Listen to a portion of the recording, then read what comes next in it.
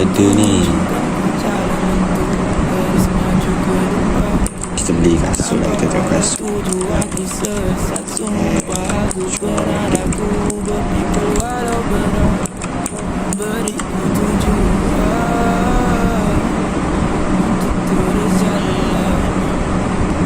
Yo, ush. Murah ni.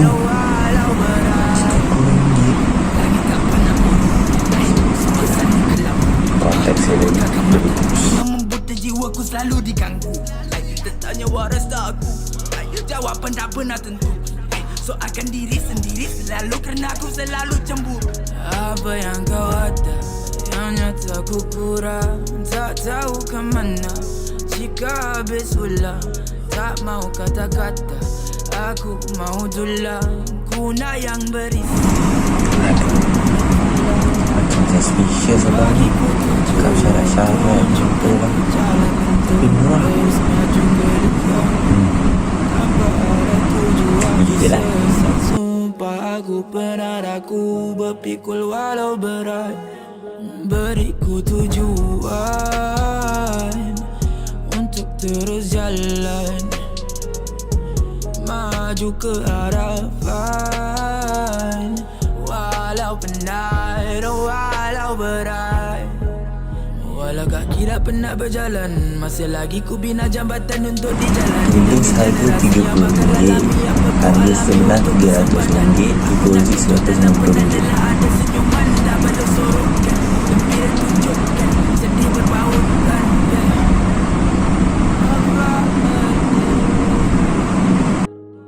Tanpa ada makna, apa arti aku?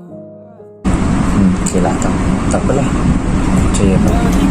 Ini kasut. Kita deposit.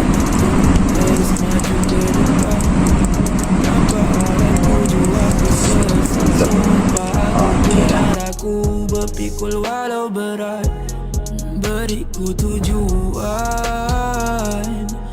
untuk terus jalan, maju ke harapan. Walau penat, Tak ada stok pula. Kalau tak ada stok, kenapa jual murah? Tapi cantik. Ya Allah, abang ni macam mana ni?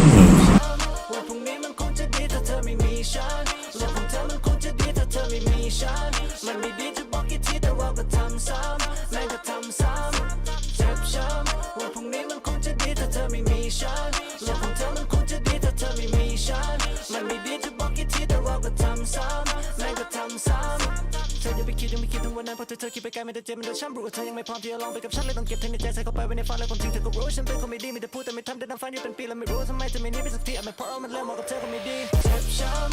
We're from me, man. Come to data. Tell me, Mishan. Look, I'm telling, come to data. Tell me, Mishan. Man, me did you bucket it. The rock of Tom Sam. Ya Allah, aku dah kena scam ke? ควันจะเอ่ยควันมาย่อยน้อลองลอยหลุดไปอยู่ที่ไหนช่วยบอกได้ไหมใจย่อยถึงไม่คืนกลับมาฝากไว้ให้เธอนานแล้วไม่เจอวอนช่วยพากลับมา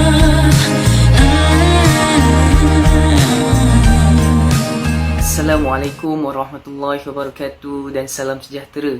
Nama saya Anik Najmuddin bin Sharifuddin dan nombor matrik saya 10D20F2012. Salam sejahtera. Saya Rawinai anak laki Anucha. Nombor matrik saya 10DDT20F25. Salam sejahtera. Nama saya Daun anak laki Amnat. Nama matrik saya 10DDT 20F2029. Assalamualaikum dan salam sejahtera kepada Puan Nur Syaizah dan rakan-rakan yang saya sayangi sekalian. Nama saya Ridho Halim bin Muhammad Nasir Shah Angoi. Nombor pendaftaran 10 DDT 20F2030. Dunia yang semakin maju pada hari ini dari segi bidang teknologi turut berkembang.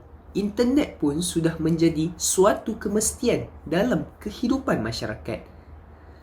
Pelbagai faedah boleh diperoleh daripada menggunakan internet. Sebagai contoh, pelbagai maklumat, informasi dan berita boleh diperolehi dengan melayari internet sahaja pada zaman kini.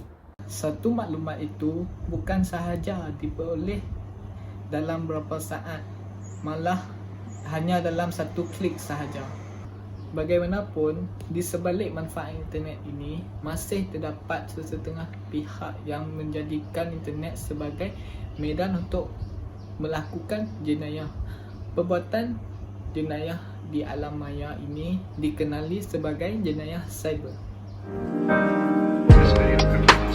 Assalamualaikum dan salam sejahtera.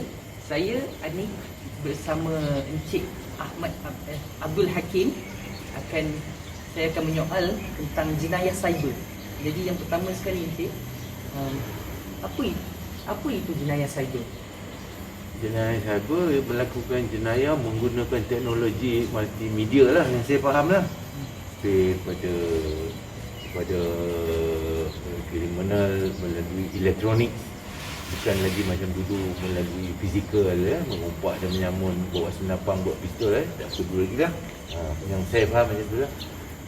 Seterusnya, antara banyak-banyak jenayah cyber, apakah antara contoh jenayah cyber yang ada di Malaysia? Contoh hacking bank account, scam, macam-macam cara penipuan lah. Pokoknya untuk mendapat keuntungan lah melalui cara yang tak betul lah. Okay, antara soalan yang terakhir yang saya ingin bagi tahu, antara banyak yang contoh yang Encik bagi tahu, apa sebab berlakunya jenayah cyber dekat negara kita ni? Berlaku jenayah cyber. Pertama sekali, jenayah tu mesti dikawal walau dengan apa cara sekalipun, sama ada cyber atau tidak lah. Jadi bermakna untuk kawal jenayah, salah satu cara kita mesti ada undang-undang yang lengkap untuk menangani perkara ni. Sama ada undang-undang kita telah lengkap untuk bersedia menangani perkembangan teknologi internet ni atau tidak. Sebab ini berterusan, teknologi itu berkembang dengan cepat. Jadi undang-undang tu pun kena ikut. Mungkin hari ni cara untuk hack orang punya akaun begini cara dia, esok sudah ada cara lain. Jadi kena ada cara-cara. Kalau polis nak tangkap penjenayah ni, dia bawa ramai-ramai parti pergi raid 1000 rumah orang tu, tangkap lah. Sekarang tak tahu siapa yang buat tu pun kita tak tahu. Macam mana kita nak track dia, lain cara-caranya semua lain. Jadi semua perkembangan ni kena bersama. Teknologi berkembang, undang-undang kena ikut berkembang, pendidikan semua orang pun kena berkembang, especially generasi baru kena bersedia menghadapi cabaran-cabaran yang akan datang.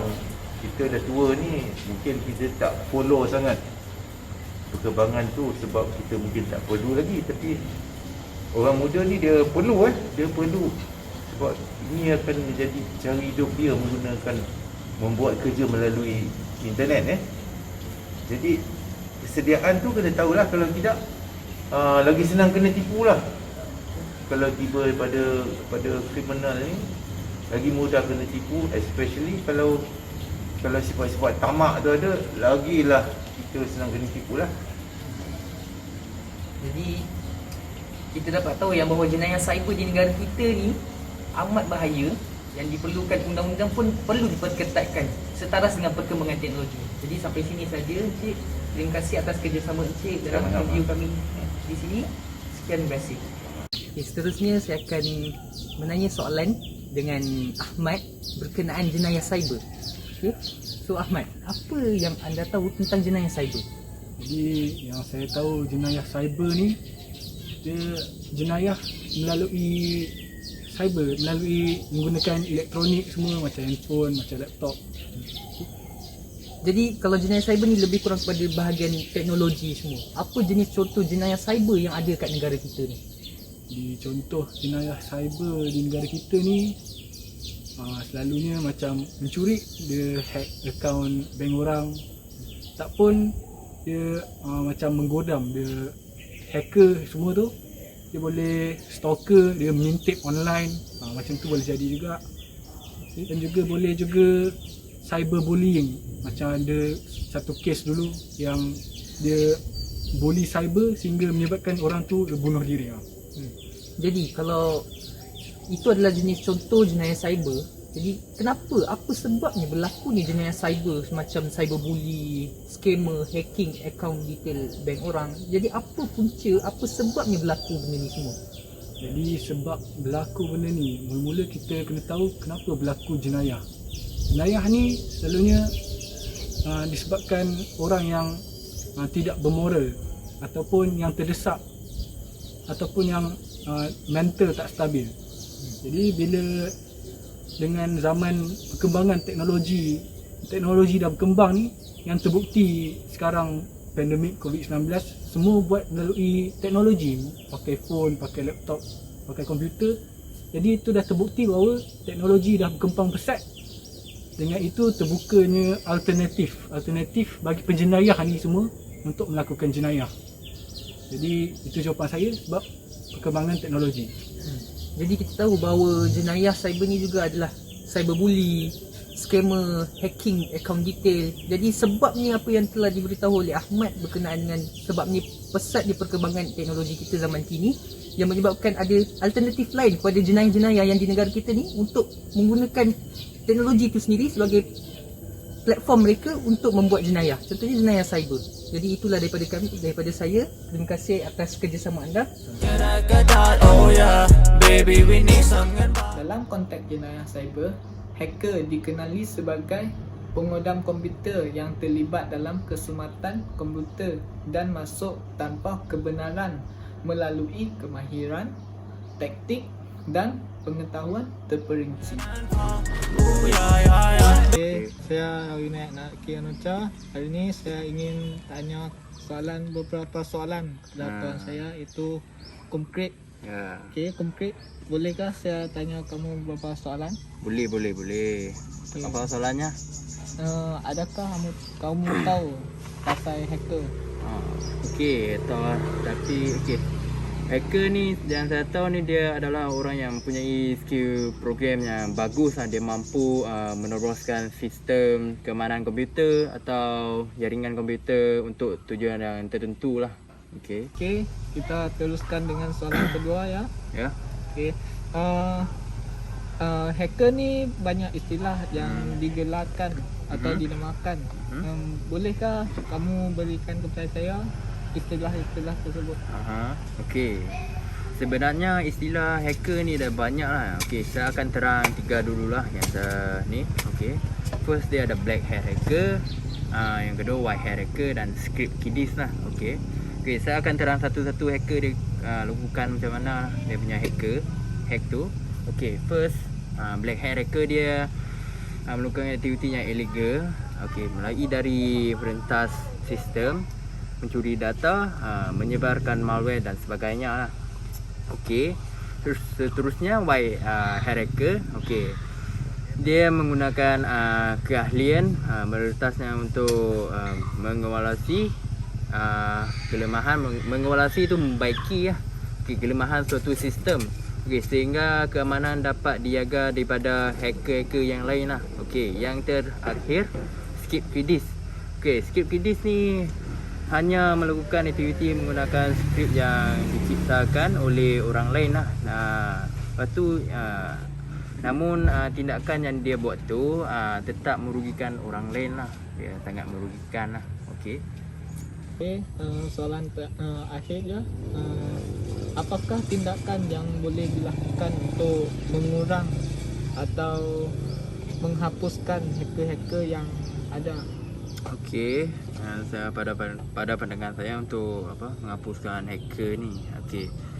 Pihak kerajaan perlu menguatkuasakan undang-undang tentang hacker, kerana kalau undang-undang tu dah dikuatkuasakan, pengguna media sosial pun seperti dia guna FB ke, web ke, Facebook ke, app lah yang gunakan Google tu, dia rasa senang hati lah apabila dia pihak atas dah kuat-kuasakan. Okey, satu lagi kalau guru boleh mendidik murid-murid dari sekolah rendah sampai high school. So dia, kalau kita ada contoh subjek tentang komputer untuk menjaga keselamatan kalau kita dah diajar dari kecil, dari contoh dari sekolah rendah, so kita tak payah takut lah sangat apabila guna website kan, dan kita dah tahu keselamatan dia macam mana untuk jaga dari hacker, apa perlu dilarang kan. Lepas tu apa lagi pihak guru perlulah mengajar murid-murid dari sekolah rendah sampai high school, sebab ini adalah penting lah kehidupan kita. Kita kena tahu juga etika untuk menggunakan website menggunakan telefon, media sosial ni. Itulah pada pendapat saya. Okey. Sini saja saya ucap terima kasih ya kepada kamu yang izinkan saya. Boleh. Okey, sama-sama.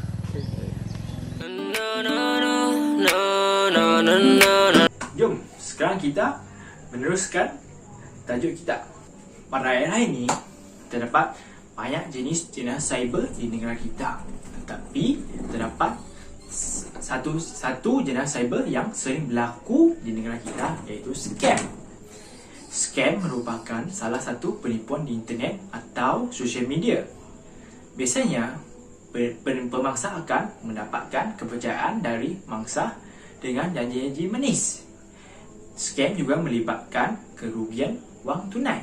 Contohnya, anda membeli dalam talian di mana anda perlu membayar terlebih dahulu untuk mendapatkan barang tersebut.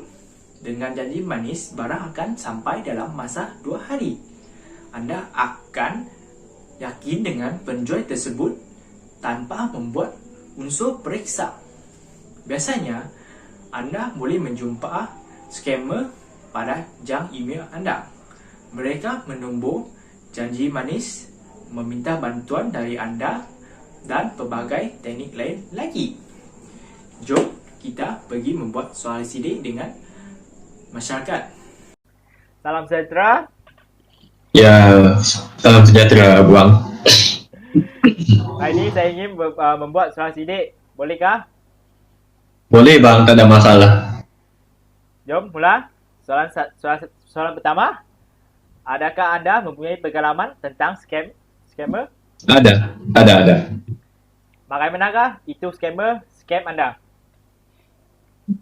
Dia melaporkan kepada saya bahawa dia ni tersilap report akaun Steam saya. Selepas itu, dia meminta kod verifikasi daripada saya untuk mengcancelkan report yang dia telah lakukan. Selepas saya sin kod verifikasi kepadanya, akaun Steam saya automatic lock keluar sendiri. Lepas itu, saya try nak masuk balik. Lepas tu sistem tu kata password yang saya letakkan tu tidak sah. Oh, itu scammer suruh tukar password lah. Ya, maksud. Apakah perasaan anda pada masa itu? Perasaan Encik ni rasa marah, rasa sedih, rasa panik, tak tahu nak buat apa. Oh, sekarang dah dapat balik ke tak dapat balik itu akaun? Akhirnya dapat balik juga. Oh, nasib baik lah tu. Kita mula soalan kedua. Adakah anda tahu punca-punca menyebabkan anda di scam, dikena scam? Punca-puncanya kita ni kurang kesedaran hal semasa lah. Walaupun kita ni guna peranti internet setiap hari, ini pun tidak maksud kita ni tidak akan mudah tertipu. Kebanyakan mangsa juga tertipu hasil dari periklanan media sosial seperti Facebook, Instagram dan Twitter dan lain-lain lagi. Individu yang tidak peka dengan keadaan semasa juga lebih mudah tertipu berbanding yang selalu guna internet ni. Betul-betul. Itu ya. Sebab di sekolah tak ada belajar tentang ini kan, Cik. Ya, tidak. Kita ni belajar sendiri. Cikgu tak ajak ya. Encik rasa kerajaan perlu membuat kelas special untuk dunia cyber tak? Perlu. Okay, terima kasih untuk hari ini, Encik. Ya, sama-sama bang. Salam saja. Saya ingin tanya beberapa soalan, bolehkah? Boleh. Tentu. Boleh. Sure. Soalan pertama, adakah anda mempunyai pengalaman dikena scam? Sejak kebelakangan ni, saya pernah di-scam pada tahun lepas and 3 bulan sebelum ni. Pernah. Bagaimanakah anda dikena scam? Mereka membuat panggilan telefon kepada saya dan juga mereka juga menghantar mesej kepada saya dan mention ataupun menyebut nama saya di setiap panggilan tersebut. Dan sebutan nama saya itu adalah betul dan mereka juga menyatakan nombor IC saya. Apakah perasaan anda pada masa itu? Pada mulanya saya tidak merasa apa-apa kecurigaan. Saya just menganggap bahawa itu adalah panggilan telefon ataupun mesej yang benar daripada pihak atasan seperti pihak mahkamah, pihak polis untuk atas saman dan sebagainya. Saya ingat panggilan tersebut adalah panggilan yang benar dan bukannya panggilan palsu ataupun scam pada mulanya lah. Lepas tu akhirnya ada kena rugian apa tak? So far saya pernah kena scam kerugian sebanyak just 200 and not exceed that, just 200 saja disebabkan dia ada message and then dia call saya sebab RM200 untuk bayar saman dekat mahkamah and kena transfer ataupun pay in dalam satu amount account tu. Tapi tengok-tengok bila check balik dia berkata saman kereta tapi sebenarnya tak ada pun. Saya pernah kena. Soalan kemudian, adakah anda tahu punca-punca menyebabkan anda di scam? Punca-punca saya di scam saya tak tahu punca dia, tapi tak silap saya punca di scam tu sebab saya percaya bahawa mesej ataupun panggilan yang dilakukan oleh pihak-pihak yang tidak berwajib ni, mereka telah menipu data-data yang kerajaan miliki tentang kita. Contoh kenderaan, data pasal motor kenderaan ataupun kereta. Ya, mereka just mengeluarkan kenyataan bahawa saya mempunyai saman terhadap certain ataupun sesuatu kenderaan yang saya miliki. So saya akan segera untuk melunaskan bayaran tersebut dengan melakukan transaksi di sesuatu akaun bank yang telah diberikan oleh pihak-pihak yang telah melakukan perkara scamming ni terhadap ada dia orang mesej saya cakap sila back in ataupun transferkan duit sebanyak RM200 dalam akaun bank ini untuk melunaskan saman speed track ke, saman traffic light ke. Itulah yang saya kena. Tapi bila cek balik dekat polis trafik, tak ada sebarang saman. Itu jelas scamming yang pernah saya kena. Soalan akhir. Ya. Anda ada langkah-langkah macam mana untuk menyelesaikan scam-scam ini? Okey. Oleh kerajaan. Kerajaan boleh buat apa untuk menyelesaikan masalah-masalah ini? Okey. Pada pandangan saya, first kali kepada individu-individu yang terkena scam ni, boleh sekiranya mereka mengeluarkan kenyataan bahawa anda telah dikenakan saman, anda perlu menaiki mahkamah atas certain tertentu ataupun sebab-sebab tertentu, sila rujuk kepada pihak berkuasa ataupun pihak berwajib sekiranya anda mempunyai saman dan periksa sama ada kenyataan itu benar ataupun tidak. seterusnya kepada pihak berwajib. Segala maklumat tentang masyarakat perlulah dijaga rapi dan segala info semasa perlulah dikemas kini. Selepas tu segala maklumat penting tentang kes-kes ataupun file-file saman masyarakat perlulah dijaga dan dikawal rapi supaya tidak diceroboh ataupun maksudnya lebih mudah atau dihack oleh pihak-pihak ataupun golongan-golongan yang tidak boleh dipercayai. Ya, sekarang kan zaman moden, hacker-hacker akan cuba untuk menyelinap masuk dalam portal-portal kerajaan untuk mencuri maklumat-maklumat tersebut. So, daripada situ keluarlah maklumat tentang scamming, orang dapat maklumat tu daripada mana, macam mana dia orang tahu ID kita, macam mana dia orang tahu IC kita kan. So as kerajaan perlulah memperketatkan lagi pengawalan tentang isu-isu ataupun maklumat-maklumat penting masyarakat sekarang. Itu saja.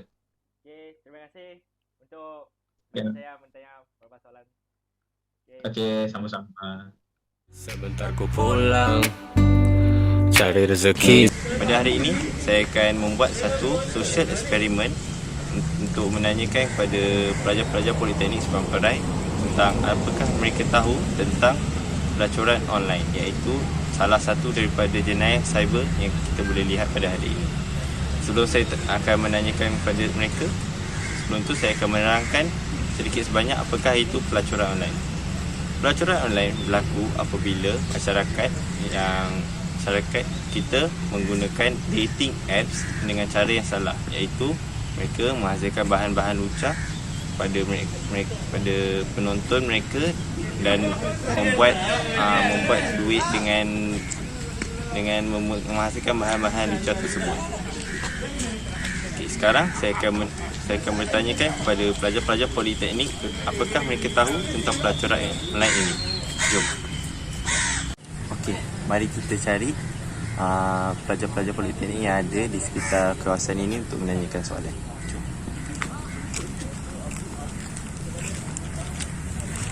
Okey, saya dah jumpa satu. So kita akan tanya dia soalan. Abah. Ya, saya. Soalan boleh? Boleh. Okey. Nama apa? Nama saya Muhammad Afiq. Okey, Muhammad Afiq. So, abang, saya nak tanya, apakah abang tahu tentang pelacuran online? Saya tak tahu dah.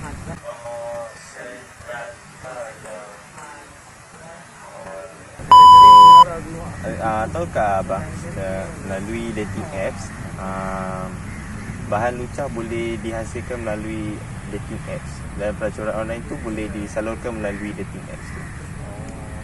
Okay, so daripada pendapat abang lah, apakah langkah-langkah untuk mencegah pelacuran online ni berlaku pada masyarakat? Bagi pendapat saya lah, saya rasa ibu bapa perlu menjaga anak-anak mereka daripada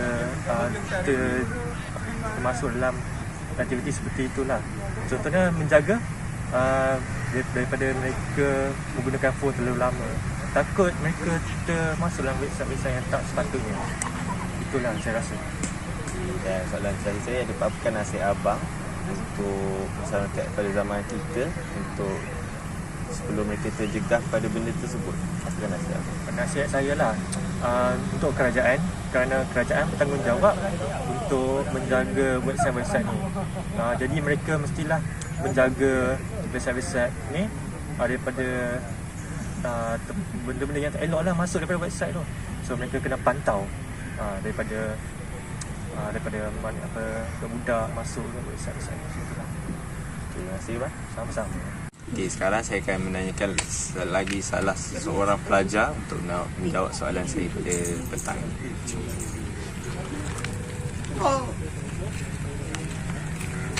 Okay, saya dah jumpa satu.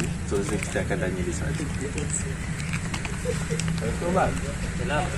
Nama apa? Nama saya Reza Farid. Saya tanya soalan boleh? Boleh.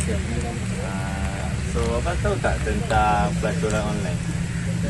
Saya tahu. Abang tahu? Boleh tak abang terang sikit apa yang abang faham tentang pelacuran online?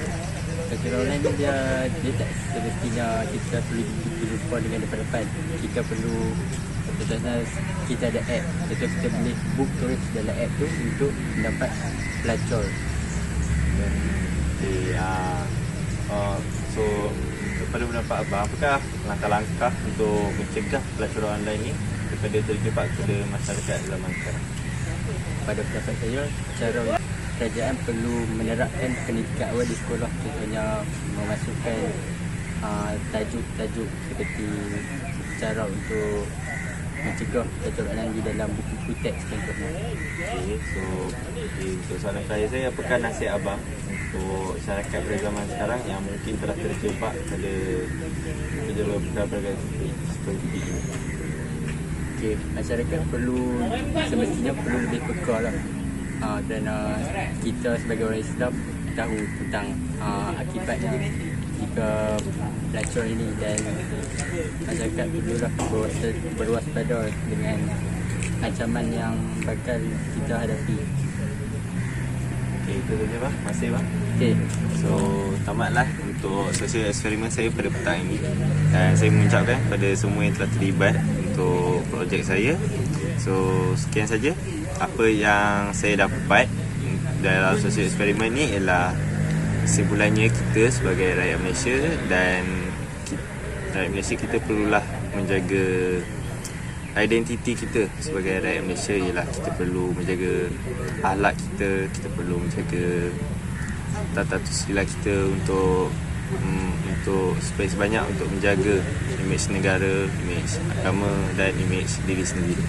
So untuk ini saya sarankan kepada semua rakyat Malaysia untuk tidak terjebak dalam perkara-perkara seperti ini, tidak mahupun anda kanak-kanak ataupun orang tua, sebab ini akan menyebabkan satu impak yang besar dan negatif pada diri anda sendiri. Sekian saja daripada saya. Terima kasih. Music to the day I die ต่อให้อยู่ในโลกแต่เพลงกูต้องมีตายบางคนก็ไม่เข้าใจต้องใช้เวลาเท่าไร